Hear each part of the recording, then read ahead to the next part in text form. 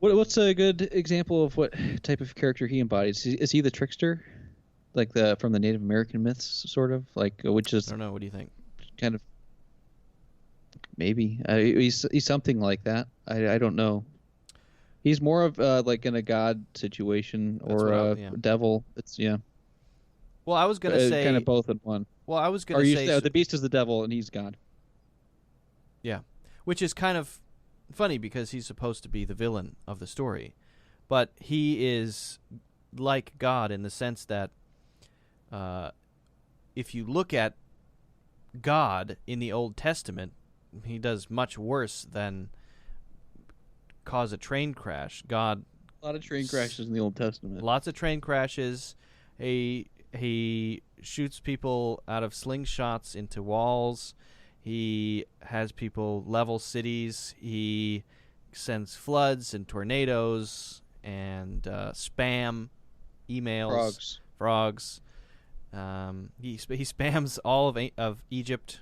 He spams them until they give up and let Moses leave, and then he won't let anybody forget about it.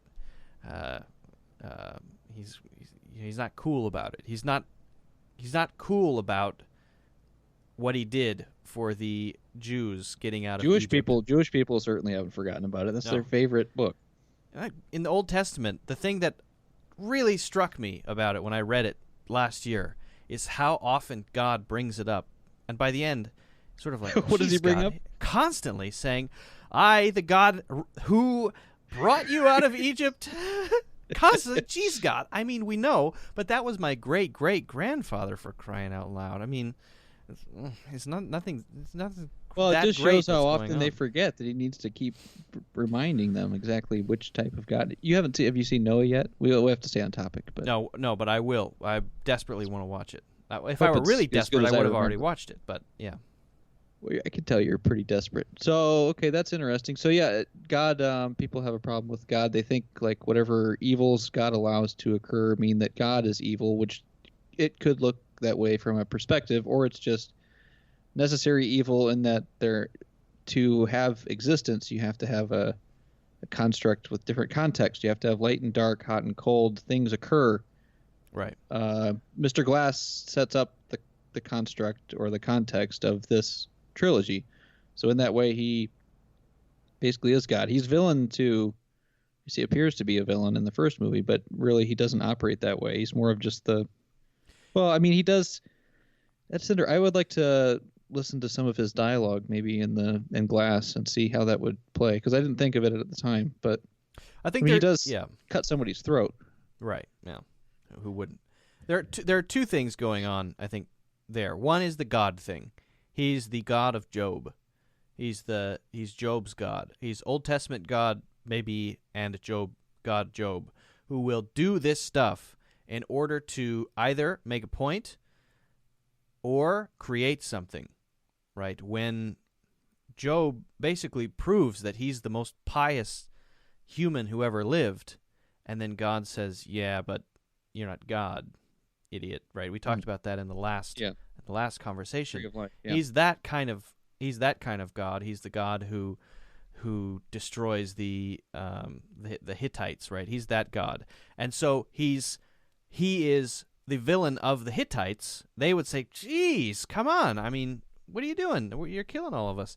But in a broader context, obviously there are still people who pray to this God and people follow this God and people read this book and still say this is my God and the God that I believe in. And so there is a broader context. And so if the purpose for Mr. Glass is a creation process to bring out a higher form of humanity and sort of somehow push against if we're saying paternal forces of the status quo and create something new against that, whatever that is, the status quo or whatever, then he's able to just not consider the bodies that are ending in the train crash. He's not that's not part of his factor.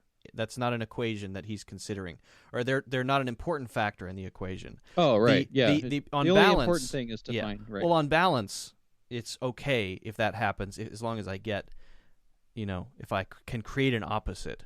It kind of reminds me of the Well, in Hindu. Sorry, go ahead.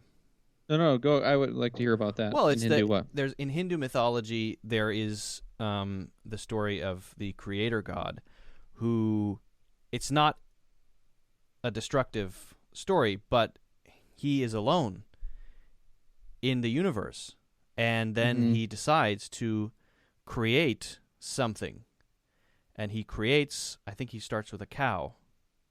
He becomes a cow himself, and he creates a cow, and then the cow runs away, and then he creates another animal and mates with that. He mates with each thing that he creates, and then so his creation becomes every living creature. I don't remember exactly. That's a little bit closer, works, I think, in like because he does seem to start from a place of like emptiness or loneliness or thinking he's the only person like himself, and he's searching for David Dunn, which is different than the traditional Christian or Jewish with God sending his own son or sending a savior himself, because that's not the role he plays. He's seeking out life, and through destruction he's trying to find something, or he creates through destruction. I guess that's similar, but I don't know. It's influenced by something like that. I guess it's not. It doesn't have to be a direct. It's more interesting, I guess, that it's not direct. Otherwise, it would just be simple. Oh, that's that. It's just he does seem to be more of a godlike figure, or I guess he could be a trickster, because in the Native American myths, wasn't the trickster character basically God? Didn't he sort of function as the same? So it wasn't so much a devil trickster. It was the trickster who ended up creating through different means. Like there was the ridiculous one of him basically farting too much and pooping out the universe, which is ridiculous. But there are a lot of stories like that. Yeah. Yeah. There are a lot of stories of a malevolent character, or at least a character that's not good, not heroic, creating the universe. Or at least something creating the universe out of something bad, like Tiamat, right? Tiamat's body, who was an evil character, is the pieces of Tiamat created the universe, right? Right. So I guess it wasn't quite as clear. Like if there hadn't been a split and it just went to Unbreakable 2 and it was Mr. Glass versus David Dunn, what would have happened? Like what would Mr. Glass's plan be? I would be curious to know. Well, if that's a sort of if he's trying to create an opposite for himself, he's probably not creating the opposite just so that he can have an opposite. It's sort of like the Joker wants to be the opposite of Batman, because that is the thing that distracts him from the pointlessness of living, right? It allows him to just keep on going. It's the only thing that entertains him and keeps him alive. But I think for Mr. Glass, step one, create opposite.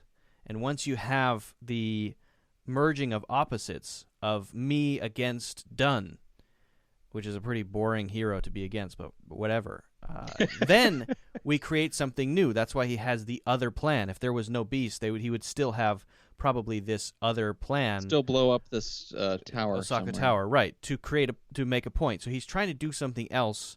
He's trying to create something else, but to do that, like, he would only take pleasure in like David Dunn doing something superhuman and saving the day, and everybody seeing that. Then he just wants people to know that, or is that's his secondary?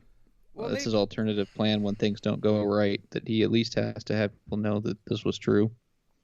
Did he really just want to blow up Osaka Tower? I don't think so. I think he's trying to make a wider point. I don't think I guess not. Yeah, ultimate purpose. That was always a distraction. Yeah. Right. I think his ultimate purpose is facilitating the transcendence of superheroes or superhumans. Superhumans. Right. He's just like Thanos. I know you don't like that, but just like Thanos, he has failed the first time, and now he knows that he cannot make any concessions this time. So he's even willing to kill his own daughter this time and do whatever it takes to achieve his goal, because he didn't do it the first time. He failed when he proposed the solution of killing half of everyone on his planet, and his planet basically went into chaos. So he's really, like, in the literal version of the story, he's a guy that so psychotically believes in the power of comic books that he He's making them literally true. That's how much he loves comic books. I don't think it's about how much he loves comic books. I think he actually believes that that is where humanity needs to go. And in order to get humanity to that place, then then comic books are the roadmap for him to have this world that he thinks is a better world come about, which is a world where there are heroes and villains. Because maybe the world where there are actually heroes and villains is a world where people can look to this sort of clear, concrete figure for inspiration. People have these actual heroes rather than only fictional heroes to, I don't know, follow in their own lives or model or whatever. I think it's just he thinks it's a better world, and so he's so single-minded that the number of bodies that pass through the grinder is sort of irrelevant. Yeah, I like it. Makes sense. But the other side of him is the purpose thing. His greatest fear, I think, and I think he mentions it in the first film, is fear of not having a purpose. Mm-hmm. I think one of the main themes is purpose in all of it, because all of the personalities developing in Kevin are him building toward this purpose, which is becoming this, if Overman or Beast or ultimate self. That's the final perfect thing. He's striving for perfection. His purpose is to become this perfect self, but it's a long process, even though that self is kind of a malevolent character. Mr. Glasses doesn't have a purpose, doesn't know why he exists, and realizes that this fictional thing which exists in all of our minds is a great purpose to have if he can make it come out into reality. And maybe, why does David Dunn go on his walks? I don't know, really, but he must.